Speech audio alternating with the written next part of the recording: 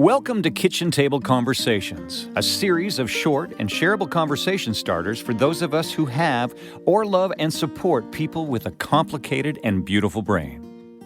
Here's your host, Angela Geddes.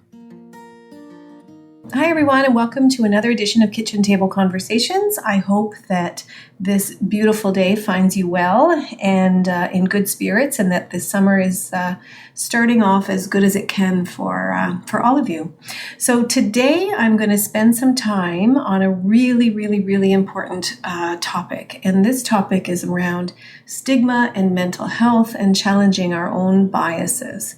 So many of you will understand that obviously I am a social worker in private practice, and so I spend a great deal of my time supporting people who have really struggled with many very complicated challenges. And some of them are developmental in nature, some of them are long-standing intergenerational trauma-based and intergenerational poverty and intergenerational mental health issues. So there's really some very complex needs, and I see this every single day. So I have obviously a very particular bias around how judgmental people can be and how we can assume so much from what we just see on the surface level. And I really believe, like I think it's Steve Harvey, he used to have a radio program that was called The Rest of the Story.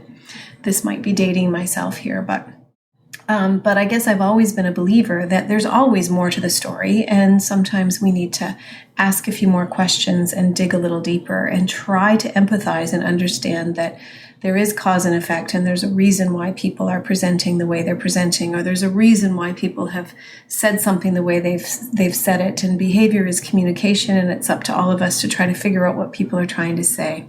But that's kind of a long-winded way to get to the point. So today I wanted to talk about our efforts to reduce stigma around mental health and disabilities of all kinds, and I'm really passionate about that.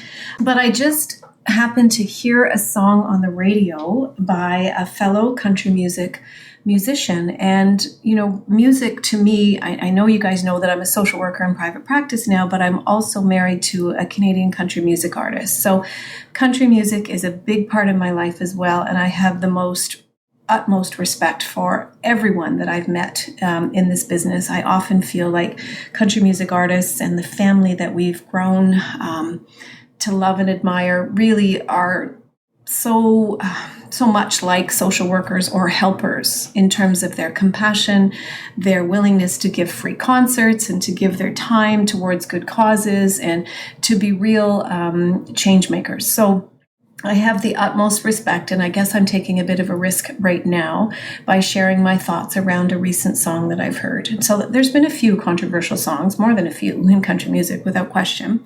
Far too many country songs focusing on our need to drink alcohol to solve all of our problems, for example, but that's another conversation. Today, I'm going to talk about a song that's called Broke. That's a new release by Dean Brody. And again, I love Dean Brody. I don't know him personally, but I love his music. I love how creative he is. I love his messages many times, and he's brilliant at his work. So, I encourage everybody to listen to him and to learn from him. And that's why I'm bringing this song to this kitchen table conversation, because the lyrics go something like this. 16-hour days, overworked and underpaid, was just the way of life for my old man's old man. If there's one thing I've learned, what you make is what you earn, and you stick it out without sticking out your hand. Getting by on getting by, it ain't no joke. We got a name for things round here that don't work. Broke. If we fell on hard times, oh well, I'd spend my last dime making sure that my family was fed. Yeah, but some old poor folks will choose to blow it all on booze, and half the time it's that fool that ends up with half my check. Too much month at the end of your money, a day in the life of a man from the country, breaking your back and working your knuckles to the bone. We don't live off another man's dollar, just sweat and red dirt stained on a blue collar. Our 9 to 5 is 5 to 9 all day long. Getting by on getting by, it ain't no joke. No, Yeah, we got a name for things around here that don't work, and that's broke. It ain't much of a life when you live that life for free. Yeah, sitting round all day never sat quite right with me. Too much month at the end of the money. A day in the life of a man from the country. So there's a few more and a few more lyrics here, but I think you get the message. And, you know, as parents, of course, we do our best to try to help our young people understand that they need to contribute, they need to do their part, that we're all a team here, and that we have to work for the money that we get, and hopefully we're able to work and choose a career that we love and are passionate about. I'm forever grateful to be able to do the work that I do. And I've never lost sight of how lucky I am to have had the support that that was required in order for me to get to where I am. Have I worked hard? Absolutely. I've got 9 years of post-secondary education, and some of which I had to, really struggle and work full time while I finished my master's degree. And sometimes I wonder how I did it, but I'm grateful that I was able to do it. And some people aren't able to do it. And I think that's the point that I really want to make. I've never met a lazy kid.